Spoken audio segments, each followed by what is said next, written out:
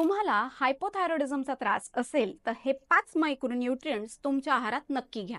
Iron, iodine, vitamin A, zinc आणि selenium. बघा, भोपळ्याच्या बिया असतात त्याच्यामध्ये आपल्याला झिंक मिळतं. त्यामुळे काय होतं, तिकडे जो स्त्राव कमी झालेला आहे हायपोथायरॉइडिझमचा तो वाढवण्यासाठी हे मदत करतं. सेलेनियम सनफ्लॉवरच्या सीड्समधनं मिळतं. त्यामुळे कुठलंही ग्लँडला जर डॅमेज झालेले असेल ते रिपेअर करण्याचं काम सेलेनियम करतं. आयर्न म्हणजे काय, तर रक्त कमी असेल तरी पण हायपोथायरॉइडिझम होऊ शकतो. त्यामुळे रक्त वाढवण्यासाठी आहारामध्ये तुम्ही जेव्हा काही भाज्या कराल तेव्हा त्याला लोखंडी पळीने तुम्ही फोडणी द्या.